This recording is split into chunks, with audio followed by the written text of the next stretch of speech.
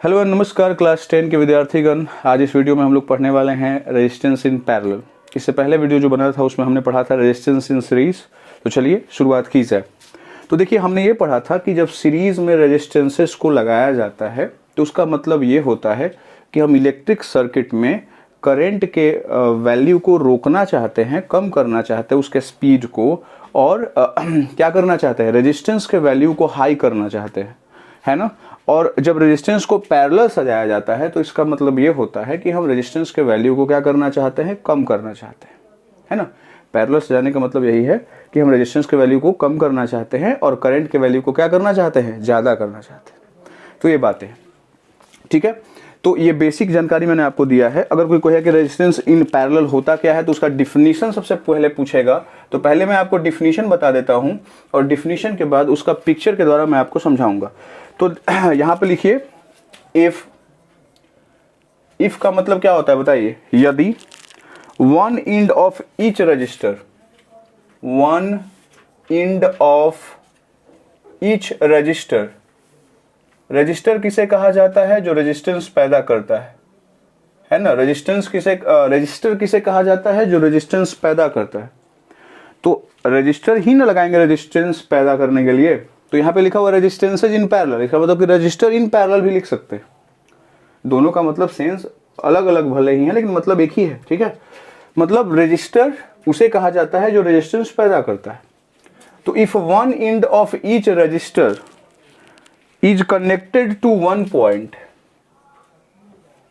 is connected to one point, अगर उसका एक छोर एक बिंदु से क्या है, जुड़ा हुआ है।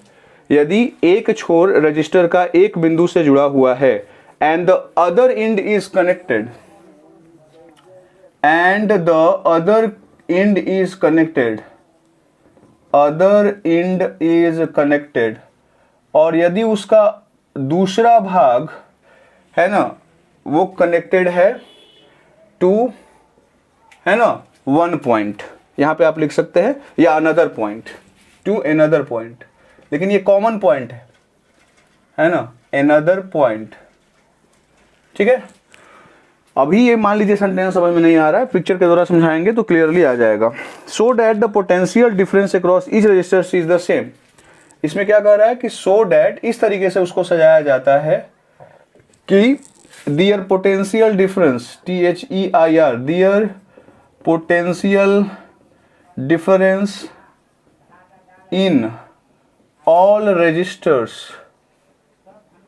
है ना, आर सेम, है ना। हर एक रजिस्टर में जब मैग्नीट्यूड चेक किया जाएगा पोटेंशियल डिफरेंस का तो क्या पाया जाएगा, सेम पाया जाएगा, है ना। एंड इक्वल टू, और वो बराबर किसके होगा, equal to potential difference across the two given point, जो दो बिंदुएं हैं उनके बीच में, टू गिवन पॉइंट्स, ठीक है, टू गिवन पॉइंट्स के बीच में जो पोटेंशियल डिफरेंस है उसके इक्वल हो जाएगा, ठीक है। अगर इसको और अच्छे तरीके से समझना चाहते हैं तो सिंपल सी बात है, वो तरीका सेम है, आपको पिक्चर के जरिए समझना पड़ेगा। देखिए यहाँ पे क्या लिखा हुआ है कि if one end of each resistor is connected to one point and the other end is connected to another point. Simple सी बात है, इसमें रजिस्टर की संख्या क्या है, एक नहीं है, दो है मिनिमम, या दो से क्या है, ज़्यादा है। यहाँ पर हम तीन लेके चलते हैं, आप तीन से ज़्यादा भी लेके चल सकते हैं। तो यदि मैं इसका पिक्चर बनाऊं तो कैसे बनेगा, देखो यहाँ पर एक पॉइंट है, इसका नाम क्या है, इस पॉइंट का A है, और इधर एक पॉइंट है जिसका नाम क्या है बताओ, B है, ठीक है। तो ये दो पॉइंट्स के बीच में हमको रजिस्टर क्या करना है, अरेंज करना है। और किस तरीके से अरेंज करना है कि एक का, है ना, हर एक रजिस्टर का, मान लो यहाँ पे एक रजिस्टर हो गया इस तरीके से, और दूसरा रजिस्टर यहाँ पे इस तरीके से हो गया, and the third register is यहाँ पे इस तरीके से। ये तो सिंबल होता है, मालूम है आपको। तो ये ज्वाइन हो गया यहाँ पे इस तरीके से।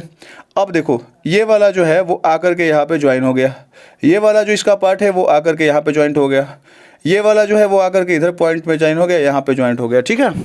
बातें समझ में आपको आ रही हैं। ये अगर आप ध्यान से देखोगे कि ये दो पॉइंट्स हैं, है ना, ये 2 पॉइंट्स हैं और उनके बीच में इनको अरेंज किया गया है। और किस तरीके से अरेंज है, पैरेलल। क्यों मैं बोल रहा हूँ, बिकॉज यहाँ पर देखो जो डिफिनीशन लिखाया गया है उसको आप देखो ध्यान से तो आपको समझ में आएगा। क्या लिखा हुआ है कि ईच रजिस्टर, देखो ईच रजिस्टर जो है इज कनेक्टेड, जुड़ा हुआ है टू 1 पॉइंट, देखो 1 पॉइंट से, ये कॉमन पॉइंट है इन तीनों का। एंड द अदर एंड, और जो दूसरा किनारा है, दूसरा एंड है, दूसरा जो एंड है वो अनदर पॉइंट से जुड़ा हुआ है। बात समझ में आ गई, ठीक है।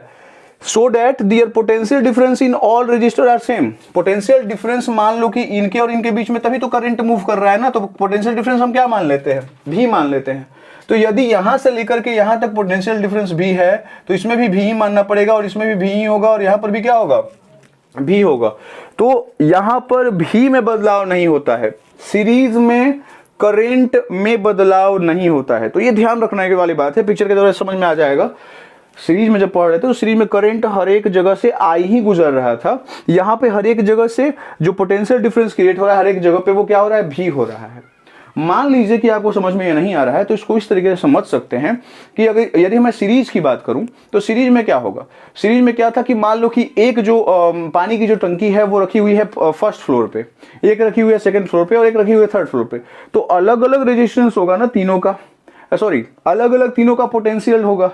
क्या, कौन सा पोटेंशियल आपको मालूम होगा, ग्रेविटेशनल पोटेंशियल उस टंकी पे लगेगा। पता है ना कि ग्रेविटी के अगेंस्ट जब जाते हैं तो ग्रेविटेशनल पोटेंशियल आता है। तो एक फर्स्ट फ्लोर पे है तो उसके पास कम होगा, सेकंड वाले पे ज्यादा होगा, थर्ड वाले पे और ज्यादा होगा। फॉर्मूला लगाते हैं mgh, मालूम होगा आपको, आपने पढ़ा होगा 9th क्लास में। तो हर एक जगह पे अलग अलग है। अगर मैं बात करूं कि हर 3 टंकियां है हमारे पास, और 3 टंकियां कौन है बताओ, एक है आपका कौन सा बताओ जल्दी, R1, एक कौन सा है बताओ R2, और एक कौन सा है R3। और ये तीनों टंकियों को अगर मैं अलग अलग हाइट पे रख रहा था तो अलग अलग पोटेंशियल डिफरेंस आ रहा था, है ना, क्योंकि सिंपल सी बात है, उसको समझ लो, हाइट डिफरेंस हो रहा है, पोटेंशियल अलग अलग आएगा। अगर मैं एक ही फ्लोर पे तीनों टंकियों को रख लूं तो हाइट तीनों का सेम होगा, बोलो हाँ या ना, बोलोगे हाँ, तीनों का पोटेंशियल डिफरेंस क्या होगा, सेम होगा। पोटेंशियल डिफरेंस क्या होगा, सेम होगा, तीनों में कोई बदलाव नहीं होगा, तीनों का हाइट क्या है, सेम है। उसी तरीके से यहां पे देखो, तीनों को मान के चलो कि यहां पर 2 पॉइंट्स के बीच में रखा गया है, इसका मतलब यही है कि फर्स्ट फ्लोर पे रखा गया है ना, उनमें अंतर नहीं है, फर्स्ट फ्लोर पे ही रखा गया है तीनों टंकियों को। तो तीनों का इलेक्ट्रिक पोटेंशियल जब तीनों का अगर पोटेंशियल डिफरेंस किया जाएगा, डिफाइन किया जाएगा अगर, या उसका पोटेंशियल निकाला जाएगा ग्रेविटेशनल पोटेंशियल टंकी का, तो तीनों का सेम आएगा। और सब में तो mgh लगाओगे, मास बदलता नहीं है, g का वैल्यू बदलेगा नहीं अर्थ पे, है ना, 9.8 लोगे, और हाइट भी तीनों का सेम लोगे, तो तीनों का वैल्यू क्या आएगा, सेम आएगा। उसी तरीके से यहां पर भी पोटेंशियल डिफरेंस का वैल्यू मैंने क्या कर दिया है, यदि ए और बी के बीच में क्या है, भी है, तो यहां पर भी होगा, यहां पर भी और यहां पर भी। क्यों, क्योंकि ये ए और बी के बीच में ही है, तो ए और बी के बीच में कुछ भी आएगा उसका पोटेंशियल डिफरेंस क्या होगा, भी होगा। बातें समझ में आ गई। तो यही दिमाग में आपको रखना है, R1 R2 R3, और ये हो जाएगा आपका भी कॉमन, उसमें भी सेम रहेगा। अब देखो भाई क्या होगा, यहां से करंट आएगा, यहां से करंट आएगा, करंट का नाम क्या होगा, आई, करंट इन करेगा किसमें, सर्किट में। अब देखो वहां पर जब सीरीज में करंट मूव कर रहा था तो उसके पास सिर्फ 1 वे था, एक ही रास्ता था जिसके थ्रू वो जा सकता था। यहां पर उसके पास 3 रास्ते हैं जिसके थ्रू वो जा सकता है। पहला रास्ता ये है, तो यदि इससे कुछ ना कुछ जाएगा तो वो क्या हो जाएगा, I1 हो जाएगा, यहां से कुछ ना कुछ जाएगा तो ये I2 हो जाएगा, और यहां से यहां कुछ ना जाएगा तो ये क्या हो जाएगा, I3 हो जाएगा। सबको मालूम है ओम्स लॉ के अकॉर्डिंग कि R जो होता है वो इनवर्सली वेरिएटेड होता है किससे, करंट से। यानी अगर R ज्यादा होगा तो करंट का वैल्यू क्या होगा, कम हो जाएगा। तो R1 का वैल्यू जितना होगा उसके अकॉर्डिंग I इसमें जाएगा, फिर I2 भी जाएगा, और I3 इस तरीके से जाएगा। क्योंकि मतलब मान लो इसको वाटर की तरह, तो ये यहाँ से एक मेन पाइप लाइन है और यहाँ से 3 ज्वाइंट है, छोटे छोटे पाइप लाइन। तो पानी तीनों में से होके जाएगा कि एक से जाएगा, बताओ जल्दी, तीनों से होके जाएगा, क्योंकि 3 ऑप्शन है। अब सवाल ये उठता है कि किस वाले पाइपलाइन से ज्यादा वाटर जाएगा, है ना, स्पीड में। तो वो डिपेंड करेगा कि रेजिस्टेंस किस में ज्यादा है। अगर मान लो कि R1 इसमें R1 ज्यादा है, अगर मान लो R1 ज्यादा है तो इससे करंट बहुत ही कम फ्लो करेगा बाकी के मुकाबले, है ना। इसका मतलब ये हुआ कि इसमें कोई भी करंट का वैल्यू जो होगा वो R1 पे डिपेंड करेगा, इस वाले में जो करंट का वैल्यू होगा वो R2 पे डिपेंड करेगा, और इस वाले में जो I3 का वैल्यू होगा वो इस वाले R3 पे डिपेंड करेगा करंट का वैल्यू। बातें समझ में आ गई है ना। तो वो डिपेंड करता है रेजिस्टेंसेस पर जो इसमें लगाए जाते हैं। तो इसलिए मैंने क्या लिखा है, यहाँ पे I1 लिख दिया, यहाँ पे I2 और यहाँ पे लिख दिया I3, क्योंकि तीनों इक्वल नहीं है, उसमें सब में I जा रहा था। तो बताओ ये इक्वेशन दिमाग में आ गया, कोई समस्या है यहाँ तक? बोलोगे बिल्कुल नहीं, ये तो समस्या मतलब आसान है। समस्या है ही नहीं। कैसे समस्या नहीं है? अगर ध्यान से देखो, अगर इसको वाटर के थ्रू हम समझना चाहेंगे तो बड़ा आसानी से समझ सकते हैं। यहां से I जा रहा है, यहां से I इन कर रहा है, यहां से I1 जाएगा, यहां से I2 और यहां से I3 जा रहा है। तो बताओ फिर से यहां से अगर I1 ही तो जाएगा, यहां से होके यहां से क्या जाएगा, I2 जाएगा और इससे थ्रू यहां पे क्या जाएगा, I3। और आगे जाकर के ये मिलता है ना, आगे जाकर के ये क्या करेगा, मिलेगा, और मिल करके फिर से क्या बना लेगा, I बना लेगा। बोलो यस और नॉट? अरे बिल्कुल यस। अरे वही वाली बात है, मैंने बताया था एग्जाम्पल आपको अपने गार्जियन का, अपने पेरेंट्स का। उन्होंने आपको 100 रुपया दिया, आई मतलब क्या हो गया, 100 रुपया। उनके 3 बच्चे, नाम क्या है उनका, R1 R2 R3। तो उन्होंने क्या कर दिया, तीनों में डिस्ट्रीब्यूट कर दिया पैसा। और बाद में जब गए तो फिर से उन्होंने पैसा जब लिया वापस, तो 100 रुपया यहां से गया था और 100 रुपया ही बाहर निकलेगा। अरे बोलो ना, है ना। उनको घर में दिया था, घर में उन्होंने 100 रुपया डिस्ट्रीब्यूट कर दिया अपने तीनों बच्चों में, लेकिन जब वो घर से बाहर निकल रहे थे तो फिर से उन्होंने अपना पैसा मांग लिया। तो उनके घर से बाहर निकलने वक्त उनके पास पैसे कितने होंगे, 100 रुपीज ही होंगे ना। तो वही है, आई है ना। घर में इन करते वक्त उनके पास 100 रुपया था, बच्चों में बांटा, R1 R2 R3 नाम के बच्चे थे, उनके पास पैसे बांटे गए। और उसके बाद जब उनको घर से बाहर निकलना था, जो उनका जो गेट था वो कौन था, B था, और एक गेट था A, है ना। तो जब वो B से जाने लगे तो उससे पहले ही उन्होंने पैसा अरेंज कर लिया कि जितना था तुम मुझे लौटा दो। तो उनको कितना मिला होगा, 100 रुपया ही मिला होगा, क्योंकि 100 रुपया ही लेकर इन किए थे। बातें समझ में आ गई आप लोगों को? तो ये जो बातें मैंने यहाँ पे बताई हैं, इसके थ्रू हम क्या लिख सकते हैं कि जो I होता है ना, जो I होता है, I वो किसके बराबर होगा बताइए जल्दी, I1 के बराबर होगा, फिर किसके बराबर होगा, I2 के, और किसके बराबर हो जाएगा बताओ जल्दी, I3 के। ठीक है, I1 I2 I3। अब ध्यान से देखो, यहां पर 3 टर्म्स आपको दिख रहे होंगे। एक आपको दिख रहा होगा V, एक दिख रहा होगा आपको I, और एक दिख रहा होगा R। हर एक रेजिस्टेंस में आपको ये नोटिस करने में आ रहा होगा, है ना। तो इसके थ्रू हम सबका वैल्यू नहीं निकाल सकते हैं। जैसे मान लीजिए हम I1 का वैल्यू नहीं निकाल सकते हैं। I इज इक्वल टू क्या होता है बताइए जल्दी, V बटा R हो जाएगा, बताइए जल्दी, आप आराम से कर सकते हो। V is equal to IR होता है, तो I इज इक्वल टू क्या हो जाएगा, V बटा R। तो यदि मैं इस वाले 1 को लेके चलूं, I1 को लेके चलूं, तो यहाँ पे मुझे 1 लगाना पड़ेगा, और V तो सिमिलर है, तो V में कोई परिवर्तन नहीं, और यहाँ पे R1 हो जाएगा। ये हो जाएगा क्या, इक्वेशन नंबर 1। अगर मैं बात करूं ये सेकंड वाले सर्किट की, मतलब सेकंड वाले रेजिस्टेंस की, तो ये हो जाएगा I2, यहाँ पे क्या हो जाएगा V, नीचे क्या हो जाएगा R2। ये हो जाएगा कौन सा इक्वेशन, सेकंड इक्वेशन। उसके बाद आ जाओ I3, ये हो जाएगा V, और नीचे क्या हो जाएगा I3, ये हो जाएगा कौन सा इक्वेशन, थर्ड इक्वेशन। इस तरीके से आप अरेंज कर सकते हैं। ठीक है, सजाया गया है, ये वाला मेन है ना, ये वाला मेन है। तो ये इक्विवेलेंट मतलब जो होगा वैल्यू उसको देगा। और किसमें सजाया गया है, पैरेलल में, तो करंट इन पैरेलल आप ऐसे लिख सकते हो। कोई समस्या है यहां तक, बोलिए। अब जैसे यहां पर ये तीनों मतलब रेजिस्टेंस वर्क कर रहे हैं, और ये क्या कर रहे हैं, करंट के वैल्यू को, है ना, अपने कॉरेस्पॉन्डिंग जितना मतलब उनका वैल्यू है उसके कॉरेस्पॉन्डिंग ये I1 को घटा रहे, I2 को घटा रहे, I3 को घटा रहे, है ना।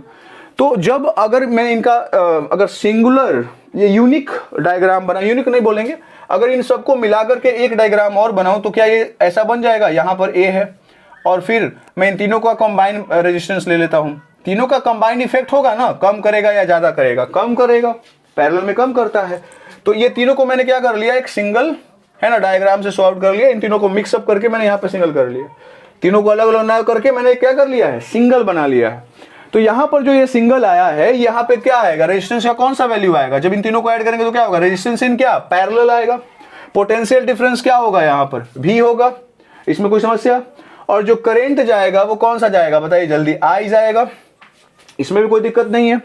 और ये करंट किस में जा रहा है, पैरेलल कॉम्बिनेशन में, तो यहाँ पे हम क्या लिखेंगे, करंट इन पैरेलल कॉम्बिनेशन, यानी IP। अब देखो IP का फॉर्मूला क्या बन जाएगा, IP बराबर क्या लिख सकते हो, फिर से वही V होगा, तो V तो सिंपल सी बात है, बदलता नहीं है इसमें, तो ये हो जाएगा क्या, RP हो जाएगा। यानी IP के जगह पे हम क्या लिख सकते हैं, V बटा R, लेकिन रेजिस्टेंस इन पैरेलल ये लिखना पड़ेगा। अब देखो IP के जगह पे हम क्या पुट कर सकते हैं, IP के जगह पे हम क्या पुट कर सकते हैं बताओ जल्दी, V बटा क्या आरपी पुट कर सकते हैं ना। और उसके बाद यहाँ पे बताओ I1 की जगह पे क्या पुट कर सकते हैं, V बटा क्या R1, और I2 की जगह पे क्या पुट कर सकते हैं बताओ, V बटा R2, और I3 की जगह पे क्या पुट कर सकते हैं बताइए, V बटा R3। ये पुट किया जा सकता है, बोलो कोई समस्या नहीं है यहाँ तक। देखो बड़ा सिंपल सा है, V बटा RP जैसे है वैसे रहने दो, यहाँ पर V कॉमन ले लो, बाहर निकाल लो क्योंकि तीनों में भी है, तो बचेगा क्या 1 बटा R1, मैथ्स इतना पता होगा, ये हो जाएगा 1 बाई R2 और ये हो जाएगा 1 बाई क्या R3। यहाँ से भी और ये वाला भी कैंसिल हो जाएगा, बचेगा 1 बटा RP बराबर क्या हो जाएगा 1 बटा R1 प्लस 1 बटा क्या R2 प्लस क्या हो जाएगा 1 बटा R3। ये हो जाएगा आपका इक्वेशन फॉर पैरेलल रेजिस्टेंस। जैसे हमने पढ़ा सीरीज में कॉम्बिनेशन, ये पैरेलल में कॉम्बिनेशन इस तरीके का आपका आएगा। तो दिमाग में रखिएगा 1 बटा RP बराबर 1 बटा R1 प्लस 1 बटा R2 प्लस 1 बटा R3।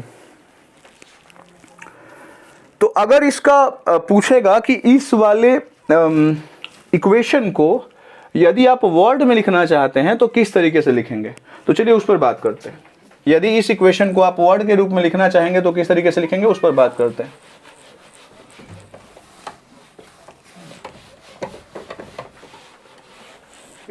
यहां पर जो इक्वेशन आपको दिख रहा है अभी आपको बताया गया है, ये है क्या, तो ये है आपका जब बहुत सारे रेजिस्टेंस पैरेलल में सजाए जाएंगे तो उसका जो इक्विवेलेंट रेजिस्टेंस होगा उसको निकालने का तरीका है 1 बटा RP बराबर होगा 1 बटा R1 प्लस 1 बटा R2 प्लस 1 बटा R3। क्वेश्चन में आपको R1, R2 और R3 का वैल्यू दिया हुआ रहेगा, उसको यहाँ पे पुट करना है और आपको जो बटा पर का जोड़ होता है, सम होता है, उसके अकॉर्डिंग इसको बनाना है। मैं फिर से बताना चाहूंगा आपको कि इसको अगर हम वर्ड के रूप में लिखना चाहें तो कैसे लिख सकते हैं, वर्ड के रूप में कैसे लिख सकते हैं बताइए। यहां पे हम लिख सकते हैं कि द रेसिप्रोकल ऑफ, देखो ध्यान से, ये रेसिप्रोकल है, रेसिप्रोकल क्या होता है 1 बटा है तो रेसिप्रोकल है, तो the reciprocal of equivalent resistance, equivalent resistance, equivalent resistance, the reciprocal of equivalent resistance, reciprocal of equivalent resistance is equal to the sum of reciprocal of, है ना, sum of जोड़ देख लो, reciprocal of इंडिविजुअल बोला जाता है जो अपना proper खुद का, इंडिविजुअल रेजिस्टेंसेस जो इंडिविजुअल रेजिस्टेंस होता है उसके रेसिप्रोकल का, इंडिविजुअल रेसिप्रोकल का जो सम होता है वो बराबर होता है रेसिप्रोकल ऑफ इक्विवेलेंट रेजिस्टेंस के। ये जो सेंटेंस लिखा गया है वो इस अकॉर्डिंग, इस वाले इक्वेशन के अकॉर्डिंग आपको लिखा गया है। ये हो गया फैक्ट नंबर 1 कि भाई ये वर्ड में इस तरीके से लिखाता है। अब ये जो यहाँ पर लिखा गया है इनमें और कौन कौन सी बातें जो है फॉलो अप होती हैं वो जानेंगे। तो पिक्चर एक बार और बना दिया जाता है, देखिए यहाँ से एक रेजिस्टेंस ऐसे जाता है और फिर आगे जाकर ज्वाइन हो जाता है, यहाँ से एक ऐसे जाता है और आगे जाकर ज्वाइन हो जाता है, और यहाँ से एक ऐसे जाता है यहाँ पे और एक ज्वाइन हो जाता है आगे जाकर के इस तरीके से, ठीक है।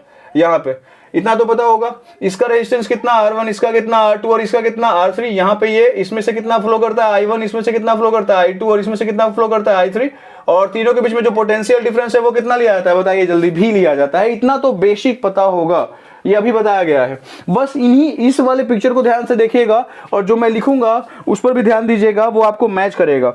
सबसे पहला जो पॉइंट जो इस पिक्चर से या इस कॉन्सेप्ट से आता है वो मैं आपको बताने वाला हूं। तो पॉइंट नंबर 1 लिखिए, क्या लिखा गया, if there is n resistors, मान लीजिए इसमें कॉम्बिनेशन में कितने रजिस्टर्स लगाए गए हैं 3, तो n का वैल्यू बदलेगा, कभी 3 लगा सकते हैं आप, 4 लगा सकते हैं, तो n का मतलब क्या, number of registers.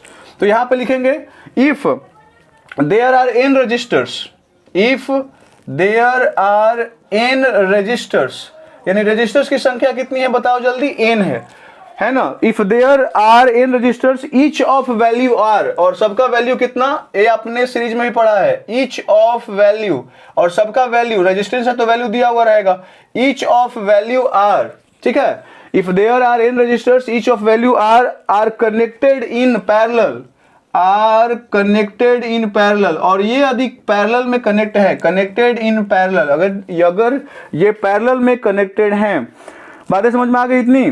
Their equivalent resistance is given by, तो उनका इक्विवेलेंट रेजिस्टेंस क्या हो जाएगा, their equivalent resistance is given by, तो जो इनका इक्विवेलेंट रेजिस्टेंस होगा उसको किस तरीके से हम लिखेंगे, ये ध्यान देना है किस तरीके से लिख सकते हैं। तो यदि मैं बात करूं यहां पर ये लिखा हुआ है 1/RP बराबर 1/R1 plus 1/R2 plus 1/R3। अगर मैं इसमें बदलाव लाऊं, मतलब मान लो कि हमको इक्विवेलेंट रेजिस्टेंस ला रहा है मतलब रेजिस्टेंस इन पैरेलल, लेकिन यहां पे बदलाव क्या आया है, मेरे पास R1 नहीं है, मेरे पास सिर्फ R है, और सेकंड वाले में R2 नहीं है, मेरे पास सिर्फ R है। मतलब अगर हर एक का वैल्यू क्या रहे, सेम रहे, और ये मान लो कि n टाइम्स तक हुआ है, कितने टाइम्स तक हुआ है बताओ जल्दी, n टाइम्स तक हुआ है, तो इसको सोल्व कैसे करोगे, उसका फॉर्मूला क्या अप्लाई करोगे।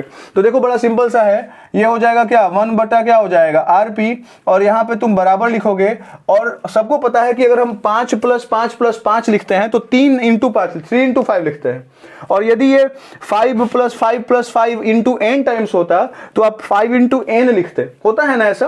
तो उसी तरीके से अगर 1/R + 1/R + 1/R n times लिखा हुआ है तो हम यहाँ पे क्या लिख सकते हैं, n × 1 बटा क्या लिखेंगे, R लिखेंगे। ये कॉन्सेप्ट आ जाएगा। इसके थ्रू हम जब आगे बढ़ेंगे तो क्या हो जाएगा, 1 बटा रेजिस्टेंस इन पैरेलल बराबर क्या हो जाएगा, यहाँ पे n बटा क्या हो जाएगा, R हो जाएगा, है ना। और इसके थ्रू अगर हम आगे बढ़ेंगे, यहां से अगर हम आगे बढ़ेंगे तो क्या लिखा जाएगा, ये जब ऊपर जाएगा RP यानी रेजिस्टेंस इन पैरेलल जब ऊपर जाएगा तो ये भी पलट जाएगा, यानी R कहां चला जाएगा, ऊपर, और n कहां आ जाएगा, नीचे। और यही फॉर्मूला आपका हो जाएगा जब हर एक रजिस्टर का वैल्यू क्या रहेगा, सेम रहेगा, और नंबर ऑफ रेजिस्टेंस दिए हुए रहेंगे, रजिस्टर दिए हुए रहेंगे, तो आप ये फॉर्मूला लगा सकते हैं और डायरेक्ट आंसर आ जाएगा। यानी ये फॉर्मूला क्या कहता है, रेजिस्टेंस इन पैरेलल बराबर, क्या बोल रहा है, रेजिस्टेंस इन पैरेलल बराबर, यहां पर क्या है, ये क्या दिया हुआ है, ईच वैल्यू, है ना, रेजिस्टेंस का ईच वैल्यू ऊपर लिखेंगे और जितना नंबर ऑफ रजिस्टर है उसको नीचे और डिवाइड कर देंगे, आपका आंसर आ जाएगा। किसी को समस्या है ना, यहां पर रेजिस्टेंस ऑफ ईच रजिस्टर, है ना, ईच रजिस्टर का रेजिस्टेंस ऊपर, और ये हो जाएगा नंबर ऑफ रेजिस्टेंस, इससे आपका इक्विवेलेंट रेजिस्टेंस का वैल्यू आ जाएगा। लेकिन ये कब काम करेगा, जब रेजिस्टेंस सब क्या हो, सेम हो। जब सब अलग अलग हुआ तो ये फॉर्मूला एक है यूनिक, ध्यान देना। यहाँ पर इसको सोल्व करके RP निकालना है। देखो यहाँ पर मैंने निकाला है 1/RP, निकाल कर छोड़ मत देना यहाँ जैसा, 1/RP के बाद आपको RP निकालना है, तो ये 1/RP जो है पलटेगा, RP कहाँ चला जाएगा, ऊपर, और उसके थ्रू ये भी पलट जाएगा। तो ये आपको ध्यान देना है जब आप न्यूमेरिकल बनाएं उस समय। इतना समझ में सबको आया। तो ये था आपका पॉइंट नंबर 1। अब बढ़ते हैं अगले पॉइंट की तरफ, यानी पॉइंट नंबर 2।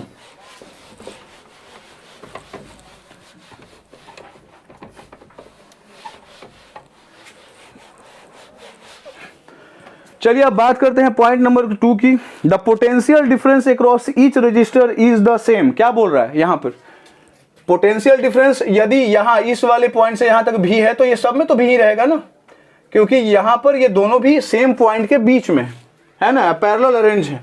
तो यहां पर हम पॉइंट नंबर 2 क्या लिखेंगे बताइए जल्दी, potential difference across each resistor is same. Potential difference जो होता है हर एक रजिस्टर में क्या होता है, सेम होता है। जो क्या होगा, भी होगा, अगर भी है तो भी होगा, 5 वोल्ट होगा तो 5 वोल्ट होगा। ठीक है, इतना समझ में आपको आ गया। एंड इक्वल टू, और ये जो पोटेंशियल डिफरेंस होता है वो बराबर होता है, किसके इक्वल होता है, इक्वल टू पोटेंशियल डिफरेंस, है ना, अक्रॉस द 2 गिवन एंड्स, है ना, 2 एंड्स के बीच में जो पोटेंशियल डिफरेंस है वही पोटेंशियल डिफरेंस हर एक रजिस्टर में रहेगा। यहां से यहां तक क्या था, भी था, 2 गिवन पॉइंट के बीच में पोटेंशियल डिफरेंस, तो हर एक रजिस्टर में देखो भी ही हुआ, है ना। अब दिमाग में आ रहा हो कि वो भी ऐसा इसलिए बिकॉज मैंने आपको बताया था समझा करके कि किस तरीके से अगर फर्स्ट फ्लोर पे ही अगर हर एक समान है तो सिंपल सी बात है, उसका जो पोटेंशियल होगा ग्रेविटेशन वो क्या होगा, सेम होगा। इसमें कोई दुविधा किसी को। चलिए, तो हो गया, ये सेकंड नंबर था। थर्ड नंबर अगर हम बात करें, जो फैक्ट नंबर 3 है वो क्या कहता है, वो ये कहता है कि the main current divide itself, है ना, the main current divide itself. Main current जो होता है वो अपने आप को क्या कर लेता है, डिवाइड कर लेता है। कितने भागों में, 3 भागों में। डिवाइड इज इटसेल्फ, है ना, कोरेस्पॉन्डिंग टू क्या, पाथ एंड रेजिस्टेंस। पाथ और रेजिस्टेंस के अनुसार वो अपने आप को क्या कर लेता है, बांट लेता है। जितने पाथ होंगे उतने में बंटवारा उसका होगा आई का। और रेजिस्टेंस के अनुसार अभी बताया था, जिस ज़्यादा रेजिस्टेंस होगा उससे उधर से जो करंट होगा, करंट का वैल्यू वो क्या होगा, कम गुजरेगा। इतना सबको समझ में आ गया? इसमें किसी को दिक्कत? यहाँ तक मुझे नहीं लगता कि हो रहा होगा। अब यहाँ पर जो कॉन्सेप्ट आता है वो आता है एक और, कि भाई जो इन पैरेलल कॉम्बिनेशन है ना, नंबर 4 ध्यान दीजिएगा, in parallel combination, in parallel combination equivalent resistance, जो इक्विवेलेंट रेजिस्टेंस होता है ना, इज लेस, वो कम होता है, less than each individual resistance. Individual resistance, जो इंडिविजुअल रेजिस्टेंस का यूज किया गया है या रजिस्टर का यूज किया गया है, यानी ध्यान से सुनिएगा, यानी ये जो 1/R एश होगा, ये 1/R2 प्लस 1/R3 है, तो ये R1 से ये क्या होगा, छोटा होगा, R2 से ये क्या होगा, छोटा होगा, और R3 से भी क्या होगा, ये छोटा होगा, है ना। और सीरीज में बड़ा हो जाता था, आपने देखा था। तो इस पर कोई भी आप इक्वेशन ले लो, कोई भी आप इक्वेशन एक बैठा लो, और आप देखोगे है ना, हमेशा ये वाला वैल्यू जो होगा वो बाकी इंडिविजुअल से क्या होगा, छोटा आएगा। ठीक है, मतलब ऐसे नहीं कि 1/R1 plus 1/R2 plus 1/R3 लिखा हुआ है। इक्विवेलेंट रेजिस्टेंस निकालने के बाद, इक्विवेलेंट रेजिस्टेंस निकालने के बाद वो कह रहा है कि आप देखोगे तो हर एक रेजिस्टेंस जिससे वो क्या होगा, कम होगा। ठीक है। और नंबर 5 फैक्ट, यदि मान लो कि रेजिस्टेंस 2 दिया हुआ है, एक R1 है और एक क्या है दिया हुआ, R2, और ये रेजिस्टेंस में मतलब पैरेलल कॉम्बिनेशन में इसको सजाया गया है, तो इसको डायरेक्टली आप बना सकते हो। कैसे बना सकते हो, देखो ध्यान से, यदि मैं यहाँ पे लिखूँ 1/RP तो चलेगा, और यहाँ पे मैं क्या लिखूंगा, 1/R1 प्लस क्या, 1/R2, है ना, ये वाला। तो यदि मैंने ये लिखा हुआ है तो मैं यहाँ पे 1/RP लिखूंगा, और उसके बाद क्या हो जाएगा, R1 प्लस R2 का क्या होगा, एलसीएम क्या होगा, R1 इंटू क्या, R2, तो ये हो जाएगा R2, और ये क्या हो जाएगा आपका R1। बोल होगा ना ऐसा, R1 तो ये R2 ऊपर चला जाएगा, R2 मैच कर रहा है तो R1 कहाँ चल जाएगा, ऊपर। अब देखो ध्यान से, अब मैंने क्या बताया था, 1/RP है, मुझे RP निकालना है, तो मैं क्या करूंगा, RP यहाँ पे लिख दूंगा और ये पलट जाएगा, यानी R1 इंटू R2 कहाँ होगा, ऊपर, और R1 प्लस R2 कहाँ हो जाएगा, नीचे, और ये आपका वैल्यू हो जाएगा, यानी रेजिस्टेंस इन पैरेलल। कोई समस्या यहां तक? ठीक है।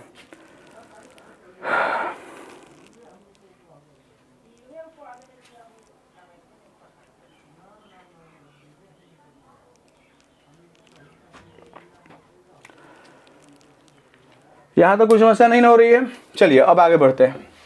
अगर मैं बात करूं, कभी कभी क्वेश्चन अगर ऐसा आ जाए, पूछ दे आपसे कि बताइए, यदि यहां पर नंबर ऑफ रजिस्टर अगर सेम रहे, नंबर ऑफ रजिस्टर सेम रहे और दोनों को सजाया गया है, नंबर ऑफ रजिस्टर सेम रहे और उसके साथ साथ आपको ये भी दिया हुआ रहे कि रेजिस्टेंस का वैल्यू क्या रहे, आपका R रहे। If there are n resistor, each of resistance R, देखिए नंबर ऑफ रजिस्टर कितना दिया हुआ रहे, बताइए, यहां पर आपका n दिया हुआ रहे, नंबर ऑफ रजिस्टर कितना दिया हुआ रहे, आपका n दिया हुआ रहे, और वैल्यू ऑफ ईच रेजिस्टेंस जो है, वैल्यू ऑफ ईच रेजिस्टेंस आपका दिया हुआ रहे क्या, R। अगर ये दो वैल्यू आपका दिया हुआ है, वैल्यू दिया हुआ है, तो बताइए सीरीज में अगर हम इसको लेके चलें, यानी अगर हम RS निकालेंगे तो कौन सा फॉर्मूला लगाएंगे, n इंटू R लगाएंगे ना, तो बोलिएगा हाँ ये तो पढ़ाया गया था अभी। और अगर हम रेजिस्टेंस इन पैरेलल निकालेंगे तो क्या हो जाएगा, R/N हो जाएगा, ये भी आपको अभी बताया गया था, है ना। रेजिस्टेंस इन सीरीज निकालना है तो n into R, resistance in parallel निकालना है तो R बाई क्या हो जाएगा, n हो जाएगा, और ये दोनों आपको ऑलरेडी बताया जा चुका है। यदि हम यहाँ पर RS, सिंपल सी बात है, बड़ा होता है, RP छोटा होता है, तो बड़े वाले से छोटे वाले को डिवाइड कर लेते हैं, ज़्यादा बेटर रहेगा। तो हम इसको क्या लिख सकते हैं, n इंटू R लिखेंगे और R बटा क्या लिख देंगे, n लिखेंगे। सिंपल सी बात है, यहाँ पर क्या होगा, R क्या हो जाएगा, कैंसिल हो जाएगा, और आपका क्या हो जाएगा, n² आ जाएगा वैल्यू। यानी इसका मतलब एक कॉन्सेप्ट आया कि रेजिस्टेंस इन सीरीज बटा रेजिस्टेंस इन पैरेलल, यदि दोनों का रेशियो आप निकाल रहे हो, तुलना कर रहे हो, और यदि दोनों का नंबर ऑफ रजिस्टर्स n हो और value of each register R हो, तो उसका वैल्यू हमेशा किसके आता है, n² के बराबर n इंटू n, यानी number of register into number of register, और उसके थ्रू आप इसका क्या निकाल सकते हो, रेशियो निकाल सकते हो। बातें आपके समझ में आ गई? तो ऐसा प्रश्न कभी आएगा तो आपको इससे कोई दिक्कत नहीं होगी, मतलब सुविधा होगी। चलिए, तो मात्र इस वाले वीडियो में मात्र इतना ही, मिलते हैं अगले वीडियो में कुछ न्यूमेरिकल के साथ।